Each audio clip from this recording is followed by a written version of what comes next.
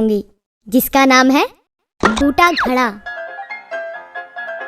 किसी गांव में रामू नाम का एक गरीब किसान अकेला रहता था। रामू के पास एक छोटा सा खेत था, जिस पर खेती करके उसका गुजारा चलता था। एक दिन रामू बाजार में खेत के लिए बीज खरीद रहा होता है। तभी उसकी नजर दो बड़े और सुंदर घड़ों पर पड़ती है। वाह, ये तो बहुत बड़े और गहरे घड़े हैं। नदी से पानी भरकर लाने के लिए ये बिल्कुल सही रहेंगे। वैसे भी घर में रखे उस छोटे घड़े में बहुत कम पानी आता है। रामू बीज छोड़कर उन दोनों घड़ों को खरीद लेता है और घर की तरफ बढ़ने लगता है। ये मुझे बहुत अच्छी चीज मिल गई। कल से मैं हर रोज इन्हीं दोनों घड़ों में पानी भरकर लाया करूंगा। मुझे यकीन है इनका पानी मेरे लिए बिल्कुल भी कम नहीं पड़ेगा। ये सब सोचते हुए रामू घर पहुंचता है। अगली सुबह वो एक डंडे के दोनों किनारों पर रस्सी की मदद से घड़ों को बांध देता है और वो नदी की तरफ चल पड़ता है। रास्ते में वो एक कच्चे और बेजान रास्ते से होते हुए नदी के पास पहुंचता है और दोनों घड़ों को पानी से लबालब भर लेता है। वाह रे वाह, इतने सारे पानी से तो पूरे दिन का काम हो जाएगा। मजा आ गया। अब तो मुझे 2 दिन तक यहाँ आना ही नहीं पड़ेगा। इसी खुशी में रामू पानी लेकर गाता गुनगुनाता घर की तरफ चलने लगता है। घर पहुंचकर वो जैसे ही घड़ों को जमीन पर रखता है, वो देखता है कि एक घड़े में पूरा और दूसरे घड़े में आधा पानी है। ये देखकर वो समझ जाता है कि एक घड़ा फूट चुका है। हाँ, ये घड़ा तो फूट गया। फूटे घड़े को देखकर रामू कुछ सोचने लगता है। तभी उसे एक तरकीब सूझती है। अरे फूटा हुआ है तो क्या हुआ, मेरे पास इसके लिए भी काम है। इसके बाद रामू दोनों घड़ों का पानी मिट्टी के एक बड़े बर्तन में पलट देता है और खेत में काम करने चला जाता है। इसी तरह दिन बीतते जाते हैं और रामू हर रोज दोनों घड़ों को लेकर नदी पर जाता रहता है। ये देखकर फूटे घड़े को खुद पर शर्म आने लगती है। मैं फूटा हुआ हूँ। ये बात पता होने के बाद भी मालिक रोज मुझे अपने साथ नदी पर लेकर जाते हैं। मुझे बिल्कुल अच्छा नहीं लगता। मैं इनकी मेहनत को बेकार नहीं कर सकता। फूटा घड़ा ये सब सोच ही रहा होता है कि तभी साबुत घड़ा फूटे घड़े से बोलता है। हे, तुम रोज आधा पानी रास्ते में ही गिराते हो और एक मैं हूँ जो रोज पूरा पानी नदी से घर तक लेकर आता हूँ। तुम्हारे जैसा बेकार आज तक मैंने नहीं देखा।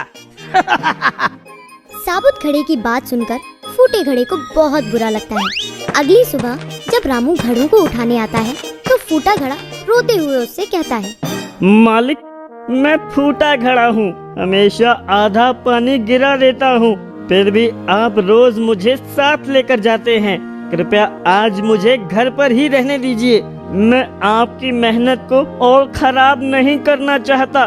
घड़े की बात सुनकर रामू उसे अपने हाथों में उठाता है और बोलता है, तुम सिर्फ अपनी बुराई देख रहे हो, पर मैं शुरू से ही उस बुराई के साथ छुपी अच्छाई को भी देख रहा हूँ।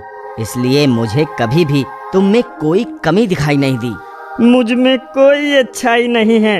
आपको मेरी जगह कोई दूसरा घड़ा खरीद लेना चाहिए।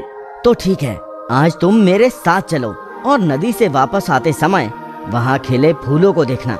मुझे भरोसा है उसके बाद तुम अपने आप से प्यार करने लगोगे। रामू की बात मानकर फूटा घड़ा उसके साथ जाता है और नदी से वापस आते हुए सब कुछ भूलकर सिर्फ रास्ते के किनारे खिले फूलों को देखता रहता है। सुंदर फूलों को देखकर वो बहुत खुश होता है, लेकिन घर पहुंचते ही अपने अंदर आधा पानी देखकर वो फिर मायूस हो जाता है। मैंने आपसे कहा था कि मैं किसी काम का नहीं हूँ। अभी रास्ते में जिन फूलों को देखकर तुम अपनी कमी को भूल गए थे, वो फूल किसी और ने नहीं बल्कि तुमने ही उगाए हैं। हर रोज जब हम नदी से वापस घर आते हैं तो तुम्हारा आधा पानी उस धरती पर गिरता है, जिससे उन फूलों को उगने में मदद मिलती है। तो फिर तुम कैसे कह सकते हो कि तुम किसी काम के ही नहीं हो? तो उन्हें मैंने उगाया है।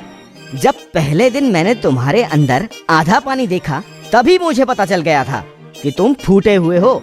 इसलिए मैंने उसी शाम वहाँ फूलों के कुछ बीज बो दिए थे और फिर रोज तुम अपने पानी से उनकी सिंचाई करते रहे।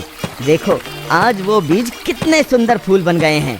सिर्फ तुम्हारी वजह से आज वो बेजान रास्ता भी खुशनुमा हो गया है और मेरी मदद भी हो गई। इन सब में आपकी मदद कैसे हुई? वो ऐसा है कि अब मैं खेती के साथ साथ उन फूलों को भी बाजार में बेचने लगा हूँ, जिससे मेरे पास थोड़ा अधिक धन आ जाता है। उस धन से मैं खेत के लिए ज्यादा और अच्छे बीज खरीद लेता हूँ। ये सब तुम्हारी वजह से ही हो पाया है, इसलिए आज के बाद कभी खुद को बेकार मत समझना। रामू की बात सुनकर फूटे घड़े को अपनी अहमियत का एहसास हो जाता है।